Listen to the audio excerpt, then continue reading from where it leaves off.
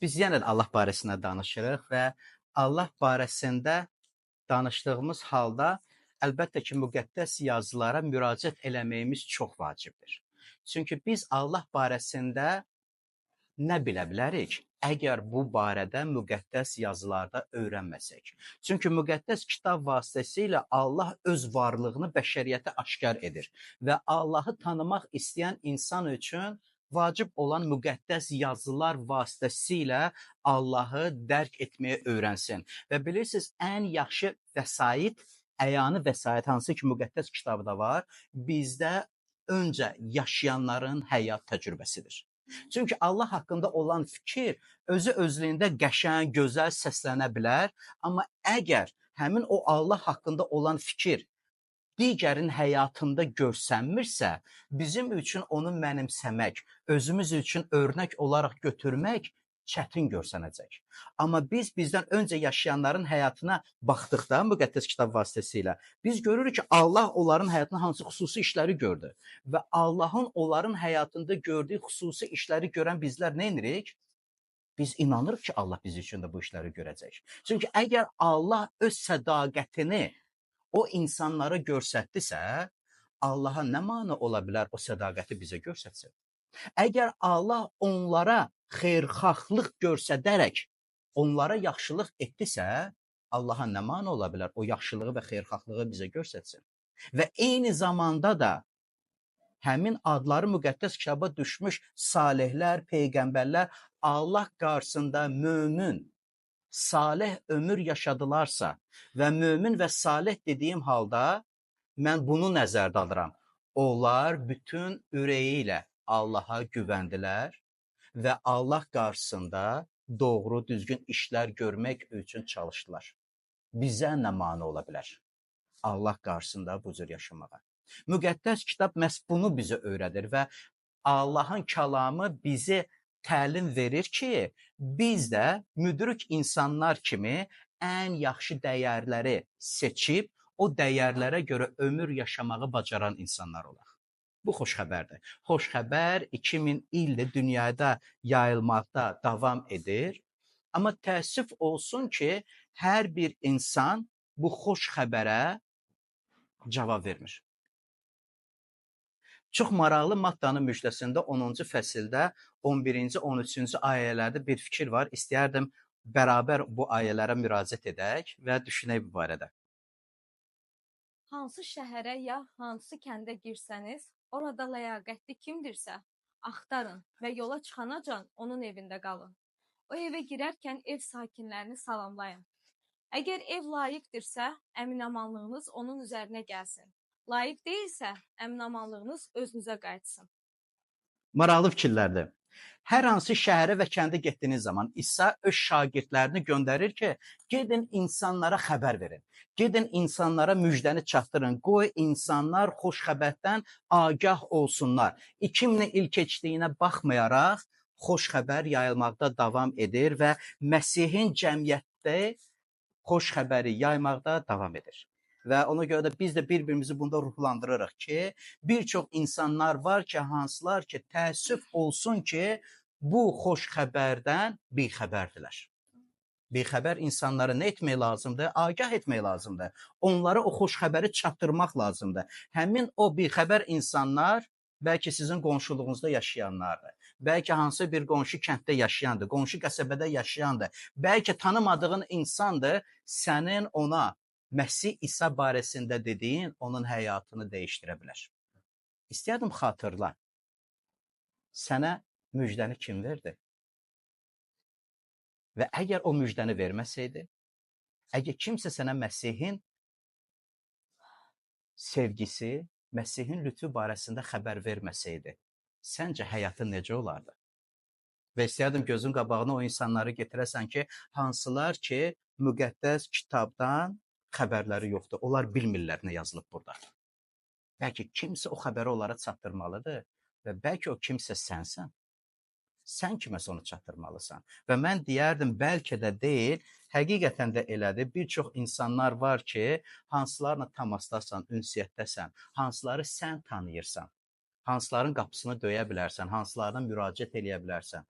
Mən deyərdim onlara Məsih İsa barəsində xəbər ver.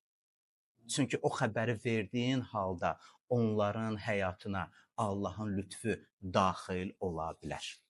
Ona görə İsa şagirdlərinə deyir, gedin, danışın və kim layiqdirsə, əmin amanlıq onun üzərinə gələcək. Yəni Allahdan gələn xeyir-dua, Allahdan gələn azadlıq onun həyatına gələcək. Kim layiqdirsə. Və bilirsiniz, fikirləşirəm ki, məni qulaq asanları da düşündürür ki, biz layiq olan kimdir? Yəni kimlərdən danışır Məsih ki, hansıkən biz müjdə verdiyimiz zaman insanlar arasında fərqləndiririk. Bu layiqdir. Mən buna Allah haqqında danışırım. Yox, bundan adam olmayıb olmayacaq da. Buna danışmasam daha yaxşıdır. Biz insanlar barəsində belə fikirləşirik. Layiq olan dediyimiz halda, yaxud daha doğrusu müqəddəs kitab layiq insan barəsində danışanda kimi nəzərdə tutur? Bizim üçün belə sözlərin izahı var. Biz hansı bir sözü istifadə etdiyimiz zaman o sözün izahına görə hərəkət edirik ki, layiq insan dediyimizdə hansı bir hörmətli insanı düşünə bilərik, hə? Bəlkə həmin o qonşuluqda yaşayan hörmətli, nüfuzlu, bəlkə də imkanlı, hansının ki, imkanına görə sözü keçərlidir. Bəzi insanların sözünə görə, ötkəm dilinə görə sözü keçərlidir. Bəzi insanların qolunun gücünə görə, puluna görə sözü keçərlidir. Müjdəni onlara verməliyik. Yəni, layiq olan odur, onun qapısını döyüb müjdəni ona verməliyəm. Bəlkə o insan belə ömür yaşamış, hörmət qazanmış ağsaqqaldır. Bəlkə ömür yaşamış ağ bilsəydi, mən gedəm həmin o ağsaqqalın qapısını döyüm, ona Məsih İsa haqqında xəbər verim ki, o layiq olandır, yoxsa ki, əxlaqlı biri. Müqəddəs kitabsa çox aydın deyir ki, hamı günah işlətmiş və Allahın izzətindən məhrum oldular. Əgər layiqli insanı biz onların hansısa bir tərzinə görə, qolunun gücünə, puluna, digər insanların qarşısına olan hörmətinə görə düşünürüksə, Romalılar məktubu tamam başqa bir söz deyir. Romalılar məktubu 3-cü fəsildə 10-cu ayədən etibarən tamam başqa bir fikir verir. Və o fikir bizdə yer almasını istəyir. 2000 il bundan əvvəl yazılan Romalılar məktubunda beləncə yazılıb. Salih olan yoxdur. Başqa bir sözlə layiq olan biri yoxdur. Bir nəfər belə yoxdur. Dərk edən bir kəs yoxdur. Allahı axtaran yoxdur. Hamısı yoldan azıb, onlardan fayda yoxdur. Bir nəfər də olsun, yaxşı iş görən yoxdur. Boğazları açıq qəbirdir, dilləri yalan danışır. Dodaqlarında gürzə zəhəri var. Ağızları lənət və acı sözlərlə doludur. Ayaqları qan tökməyə tələsir. Yollarında viranəlik və fəlakət var. Əminamanlıq yolu nədir bilmirlər. Onların gözündə Allah qorxusu yoxdur. Maraqlıdır, eyni sözlərdən istifadə olunur. İsa şagirdlərini göndərəndə və deyir ki, gedin onlara müjdə verin ki, əmin amanlıq onların üzərinə gəlsin. Romalılar məktubunda yazılıb ki, onlar Allahı öz həyatlarında yaşatmadıqlarına görə, ayaqları qan tökməyə tələsdiklərinə görə, viravanlıq və fəlakət onların həyatında var. Əmin amanlıq yollarının nə olduğunu bilmirlər. Kimsə onlara bildirməlidir. Kimsə onlara müjdə verərək əmin amanlıq yollarını onlara bəlli etməlidir. Və bilirsiniz, bu sözləri oxuyanda deyirəm, oy da necə kədərlidir. Necə kədərlidir. Və bu sözləri oxuyanda bizim düşüncələrimizdə bizim üçün layiqli olan insanın təsviri dəyişilir. Layiqli olan insan müqəddəs kitaba görə yoxdur. Hamı günah işlətmiş, Allahın lütfündən məhrum olub. Və təsəvvür görüncə sözlərdir. Boğazları açıq qəbirdir. Təsəvvür edirsiniz, onlar ağızlarını açıb danışanda onların dilləri yalan danışır. Həqiqət yoxdur onların sözlərində. Onlar aldadırlar, onlar sui-istifadə edirlər. Dodaqlarında yazılıb ki, gürzə zəhəri var. İnsanları sancırlar. Və mən əminəm ki, elə insanları tanıyırıq, hə? Yəni onu görəndə və onunla danışandan sonra o mənfi auralı insan, belə indi müasir dildə belə çox istifadə olunan sözlərdir. Yəni onun aurası pisdir, hə? Sancır. Yəni hər bir sözdən atmacı sözlər. Və mən deyirəm ki, elə peşəkar insanlar var ki, sözləri elə atırlar ki, adamın iliyinə qədər işləyir o sözlər. Yəni bilir nə deyir. Bilir nə deyir. Bilir necə sataşmaq lazımdır sözlərlə. Və Məsih İsa'ya iman edənlər, sizdən xahiş edirəm, özüm də sizinlə bərabər, biz belə insan olmayaq. İnsanları sözümüzlə sancan, zəhərləyən insanlar olmayaq. Çünki insanı zəhərləyib, başqasına söz atan, inandırım, özün o aqibəti yaşayacaqsan. Bu qaçılmazdır. İnsan əkdiyini biçəcəkdir. Müqəddəs kitab baxdıqda deyir ki, onların ağızları budur, açırlar ağızlarını. Oradan zəhərdən başqa bir şey çıxmır. Mən deyirəm, biz məsihçilər belə olmayaq. Ağızlarından lənət və acı sözlər doludur. O da mən deyirəm ki, lənət elənçi girib bizim millətin leksikonuna ki, ana balasını evə çağıranda adın qalsın, gəl evə. Belə gülməli səslənsə də necə kədərli sözdür. Necə adın qalsın? Yəni öl adın qalsın. Öl adın qalsın. Ana balasını evə belə çağırır. Öləsən səni hardasan? Oy da necə o sözlər giriblər bizim dilimizə. O sözlərin əhəmiyyətinə varmadan millətimiz danışır. Mən deyirəm, biz məsihçilər belə olmayaq. Yaxşı? Biz xeyir-dua verən olaq, xüsusilə də sevdiyimiz insanlara. Amma müqəddəs kitab bizə hətta sevmədiyimiz insanlara qarşı xeyirxah, yaxşı iş görən, mərhəmət göstərən, bağışlayan və sevən olmağa çağırır. Ona görə hansı sözlərdən istifadə ediriksə, diqqətli olaq. Seçmə sözlərdən istifadə edək. Adətən bu mövzuda danışanda mən deyirəm, necə istəyirsən səninlə rəftar eləsinlər? Bu mənim sözüm deyil, müqəddəs kitabda olan bir ayədir. Necə istəyirsən səni rəftar etsinlər? Sən də başqaları ilə eyni cür rəftar et. İstəyirsən səni görəndə səni ruhlandırsınlar, sənin geyindiyin tərzi bəyənsinlər, səni xoş sözlər desinlər, eyni insan ol. Eyni insan ol. İnsanı ruhlandıran, həvəsləndirən, gördüyü işlərdə hətta uğursuzdursa, amma çalışırsa, onu həvəsləndir ki, çalışqanlığını səngiməsin. Həvəslə işlərini görən olsun. Yaxşı rəyinlə axırıncı ayəni orada qeyd elədim. Onların gözündə Allah qorxusu yoxdur. Necə kədərli sözlərdir. Onların gözündə Allah qorxusu yoxdur. Allaha ehtiram yoxdur. Allaha hörmət yoxdur. Bəziləri bəlkə də Allahdan danışırlar. Bəziləri onların dilindən Allah sözü düşmür. Amma Allah qorxusu yoxdur. Niyə? Çünki dillərində lənət, acı sözlər, onlar qorxmadan yalan danışırlar və həqiqəti yalanla əvəz edirlər. Və bilirsiniz, bu barədə fikirləşəndə və məhz bu ayəyə baxanda, bu ayə bizə 14-cü Zəbura aparır. 14-cü Zabur isə 3000 il bundan əvvəl danışıb, yazılıb. Və nəyə görə mən tarixləri qoyuram? Nəyə görə Romalılar haqqında yazılanda 2000 il, Zabur 3000 il bundan əvvəl?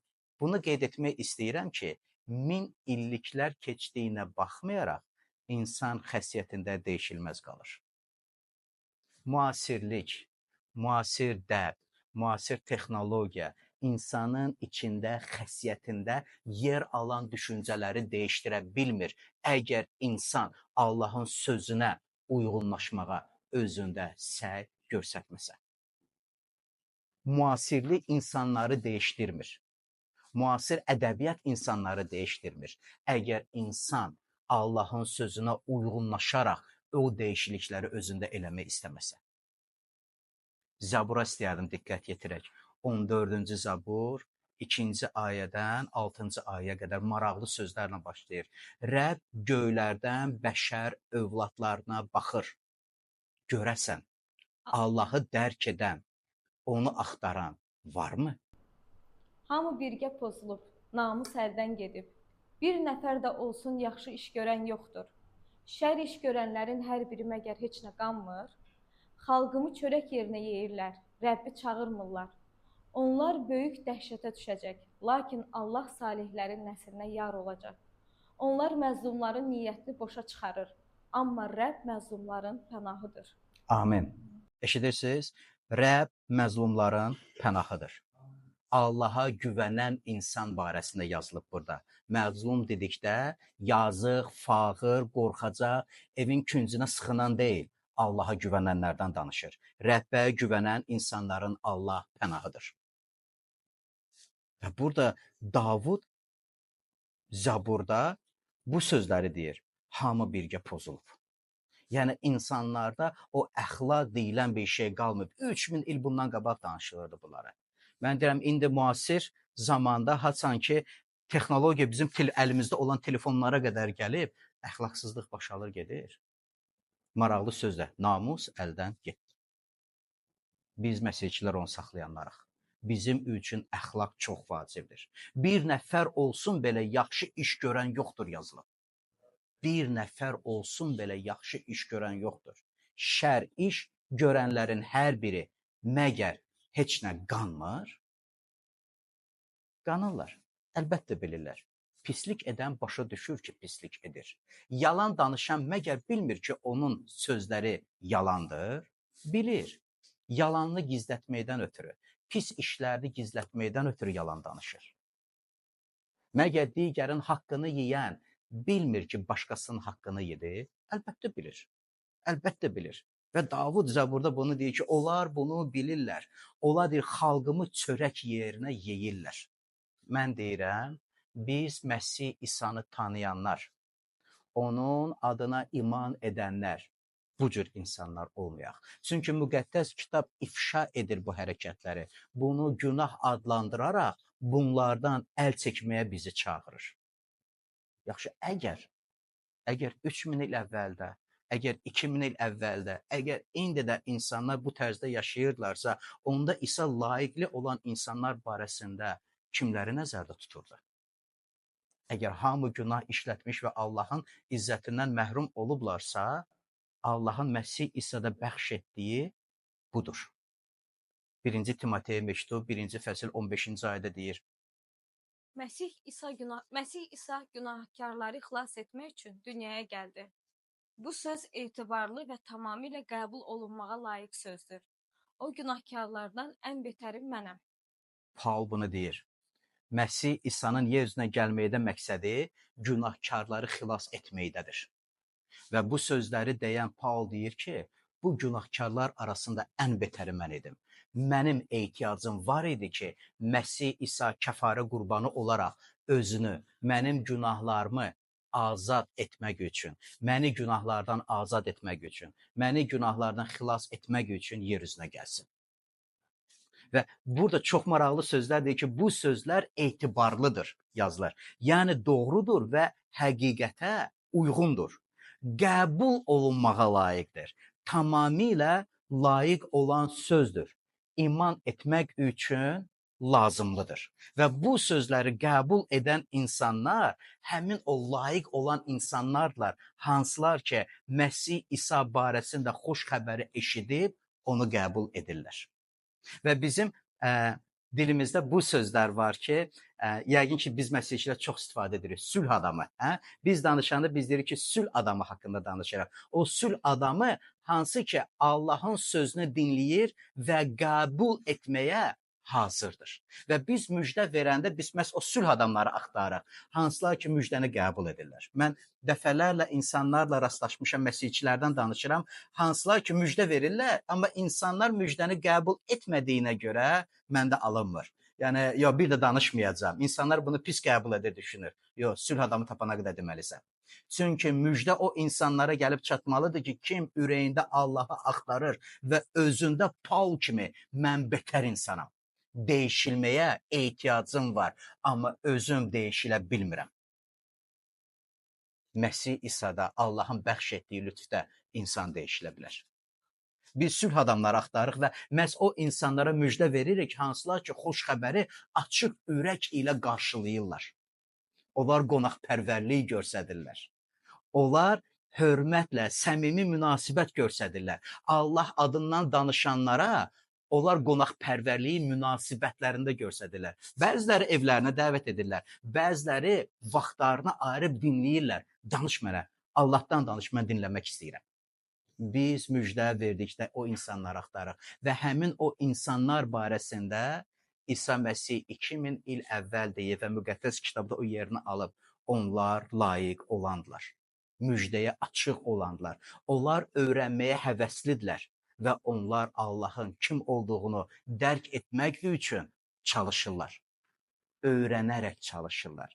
Zəhmət çəkirlər, səy göstərirlər, araşdırırlar, öyrənirlər ki, külli ixtiyar olanı dərk etsinlər və onu ürəklərinə qəbul etsinlər deyə. Sizi həvəsləndirmək istəyirəm. Məsih İsa barəsində xoş xəbəri verin.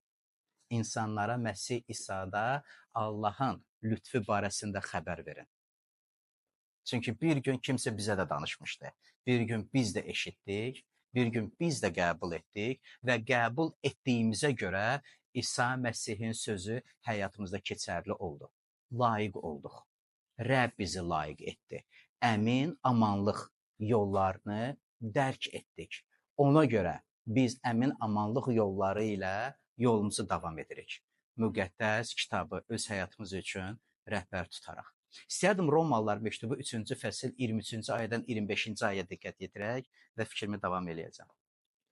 Çünki hamı günah edib, Allahın izzətindən məhrum olub və onun lütfü ilə də Məsih İsa'da satın alınmağa nail olaraq bir hədiyyə kimi salih sayılır.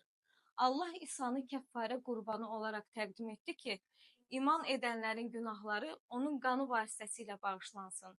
Bunu öz salihliyini göstərmək üçün etdi. Çünki səbirli olub qabaqca edilən günahları cəzasız qoymuşdu. Maraqlıdır. Allah insanları cəzalandırmağa tələsmir. Və bilirsiniz, təəssüf olsun ki, bəzi insanlarda bu fərqli bir düşüncə yaradır. Onlar günah etməkdən qorxmurlar. Onlar fikirləşirlər ki, Allah cəzalandırmağa tələsmirlər və bizdə belə çox yayılmış bir düşüncə var ki, ömrümü yaşayım, qocalanda tövbə edərəm. Çox yayılmış bir düşüncədir də. Kim zəmanət verib ki, mən qocalacam? Kim zəmanə verib ki, növbəti saatı mən qarşılayacam? Allahdan yaşadığımız hər gün Allahdan bizə verilən bir hədiyyədir. O zəmanət yoxdur. Onun ki, kimsə əgər ömrünü yaşayıb və ömrünü yaşayan insan günahlı təbiətdə yaşamağı düşünür. Yəni, keyf etsin, günah etsin, zina etsin, qocalanda tövbə etsini düşünür. Amma biz baxırıq ki, adları müqəddəs kitaba düşmüş o iman qəhrəmanları, onlar yeniyetmə dövründən, yeniyetmə yaşlarından özlərini itayət etmək üçün Allaha həsr etmiş insanlar idilər. Onlar gəncliyindən bəri Allahla bərabər ömür yaşayan insanlar idilər. Onlar bütün gəncliyini Allaha həsr edərək onun sözünü rəhbər tutmuş insanlar idilər. Onlardan ibrət götürək, onlardan nümunə götürək. Çünki onların həyatı hamı üçün cəlb edicidir. Bir çox insanlar onların həyatı barəsində danışır. Bir çoxları onların şücaəti barəsində danışır. Amma çox az adam onların iman nümunələrinə uyğun olaraq yaşamağa səy göstərirlər. Mən deyirəm, biz səy göstərənlər olaq. Onların həyatına baxıb, onlardan ibrət götürən, onların imanlarına uyğun olaraq hərəkət edən insanlar olaq. Mən istəyərdim bir nəfərin fikrini çatdırım sizə. Bu Karl Barton'dur və o çox maraqlı insandır. O bir çox əsərlərin müəllifidir. Romalılar məktubunun izahını verəndir və o kilsənin dogmatikasını yazandır.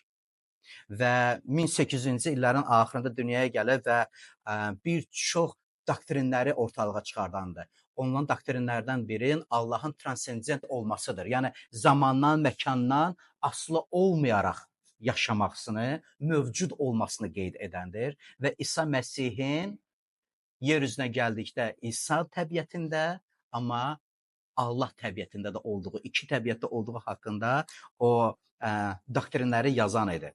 Onun bir cümləsini diqqətinizə gətirmək istəyirəm. Çox maraqlı bir söz var onun dediyində. Lütf və şükür bir-birinə aiddir. Lütf, hansını ki Allah Məsih İsa'da bizə bəxş edir və şükür, hansını ki biz o lütfə nail olanlar Allaha geri qaytarırıq. Şükür edərək bir-birinə aiddir. Deyir, necə göy və yer bir-birinə aiddirsə, eyni cürdə lütf və şükür bir-birinə aiddirlər. Lütf Allahın bizi İsa Məsihdə verdiyi, layiq olmadığımız, bizi qaranlıq dünyanın təsirindən azad edən yaxşı bir Allahın hədiyyəsidir. O lütfü biz Allahdan alırıq. Məsih İsa vasitəsilə o lütf ancaq bizə deyil, amma müjdəni qəbul edən hər bir kəsə nəsib olandır. Şükür, bu lütfü qəbul edəndən sonra qəlbdən gələn bir cavabdır. Allaha şükür etmək və o deyir ki, şükranlıq borcu qaytarmaq kimi deyil. Yəni ki, Allah mənə lütf etdi, indi mən Allah qarşısında borcluyam, əvəz edim. Hə? Yox, əvəzinə deyil. O bizim toylarda olan mədəniyyətə görə deyil ki, mənim toyuma nə qədər salıblarsa, mən də 20 il keçdiyinə baxmayaraq eyni məbləğdə onun toyuna pul salacağam. Yox. Şükranlıq borcu qaytarmaq cəhdi deyil. Şükranlıq yaşanan bir həyat tərzidir. Şükranlıq ancaq dilindən çıxan, ya Rəbb sənə şükür olsun ki, məni bağışladın. Yox, həyat tərzindir. Sənin həyatın, sənin şükranlığındır. Biz biyaları bir neçə dəqiqə bundan öncə ilahilər oxuyub Allaha tərənnüm edirdik. Şükranlıq ancaq həftədə bir dəfə ilahilərin oxunması ilə kifayətlənən bir fikir deyil. Şükranlıq ancaq bir dəfə belə ruh yüksəkliyini özündə hiss edərək telefonda ilahiləri qoyub ilahiləri oxumaq deyil. Şükranlıq həyat tərzindir. Minnətdar ömür. Allaha dərindən minnətdar olaraq məmnun qalmağındır. O da necə güclü sözdür o. Razı qalmağındır. Biz insanlar vərdiş etmişik istehlakçı kimi yaşamağa. Biz dükana girib onu da alaq. Əlbəttə ki, nə qədər pulumuz çatırsa. Amma Allahın lütfü barəsində eşidəndə biz bilirik ki, Allahın lütfü həcimsizdir. Ona görə də həcimsiz də hərəkət etməyi düşünürük. Mən sizə deyirəm ki, qoy sənin həcimsiz etdiyin işlər şükranlığın olsun. Qoy meyarı olmayan işlərin minnətdarlıq olsun. Qoy vahid ölçüsü ilə ölçülə bilməyən Allah qarşısında doğru, dürüst, ismətli işlərin olsun. Nəinki Allahın Məsih İsa'da bəxş etdiyi lütfdən sui istifadə edərək. Bu lütfü yaxşı əməllərə görə qazanmadıq. Və qazanmaq da mümkün deyil. O qədər xeyirxah, o qədər xeyriyyətçi, o qədər yaxşı iş görənlər var ki bu dünyada, amma heç kim Allahın rəğbətini yaxşı əməllərinə görə qazana bilməyəcək. Allahın rəğbətini istəyən, Allahın diqqətini öz həyatında görmək istəyən, Allahdan əmin amanlıq yollarını öyrənmək istəyən, Allahın sözünə görə Məsih İsa'ya iman edərək bunu edə bilər. Bu, şükranlıqla dolu daşmağa səbəb olar. Beləncə bir fikirlərlə bölüşmək istəyirəm sizin ilə və bu sonra qrupa atacaq, WhatsApp qrupumuzda bu fikirlər tamamilə olacaq. O Allahı axtaranlar, hansılar ki biz müjdə veririk, hansılar ki təvazökarlığı öz həyatlarında göstərirlər və onların həyatında olan təvazökarlıq bilirsiniz nədə görsənir? Dinləməklərində. O qədər insan var ki təkəbbürlüdürlər, özlərindən razıdırlar. Bəzən baxırsan ki razı olmağa səbəb də yoxdur ya. Amma özlərindən razıdırlar. Onlar Allahı ürəklərində axtarmadıqlarına görə özləri barəsində yüksək fikirdə olanlardılar. Onlar Məsih İsa barəsində müjdəyə xor baxırlar. Amma təvazökarlıqla olanlar, onlar Allahı şuurlarında saxlamağa çalışırlar. Onlar Allah barəsində düşünən insanlardılar və məhz onlara müjdə gəlib çatanda, onlar dilləri ilə Məsih İsa'nın Rəbb olduğunu iqrar edib xilas olanlardılar. Məhz həmin o insanlar Məsih İsa'ya iman etdiklərinə görə öz səhv əməllərini özləri üçün etiraf edirlər. Nə qədər insan var ki, öz səhv əməllərini özü üçün demir. O başa düşmür o nə edir. Ona görə keçən həftə deyəsən bunu demişdim.